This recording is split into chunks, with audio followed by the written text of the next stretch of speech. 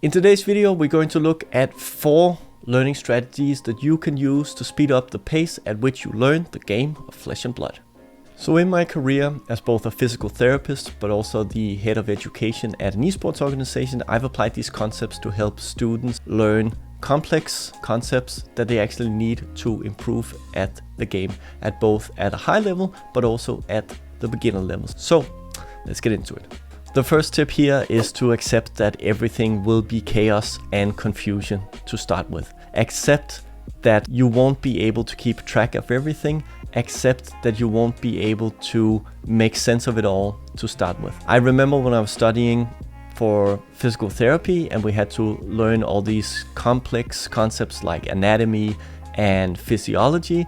And I remember some of my co-students, they were like, oh, we're never going to learn this and it's very hard. And it is complex, but you need to trust the process and just know that if you stick with it and keep learning, this chaos will abate and it will start to make sense in the end. So if you have that kind of mental attitude towards it, it will actually speed up your learning and decrease the frustrations you will have with not knowing everything up front. The next tip is to learn to take notes. Whether you do it physically or digitally, it doesn't really matter, but kind of getting into the repetition of taking notes, noting your mistakes, noting your successes, jotting down your thought process is very important, both for tracking your progress, but it's also interesting as your learning progresses to go back and see what you were thinking about, what mistakes you were making, and kind of keeping track of the whole process. I would definitely recommend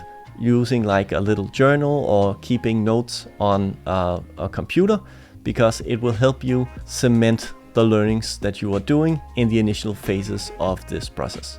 The next tip is to block out around 45 minutes for each training session that you're going to do. That's about 1 or 2 games of Talishar. The reason why is that after 45 minutes, your attention gets less sharp, you are prone to make more mistakes, and the learning retention will be less in the longer run. When you block out these 45 minutes, set a timer on your phone, play the Talishar games or the in-person games that you're going to learn, and after those 45 minutes, take a break, go for a walk, maybe take some notes in your journal to just cement what you've learned, and that will actually increase the pace of your learning.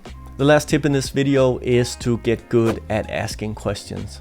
First of all, to not be afraid to ask questions, because luckily people in the Fab community are very, very welcoming and they are more than happy to answer any questions you might have. Aside from that, be good at asking specific questions.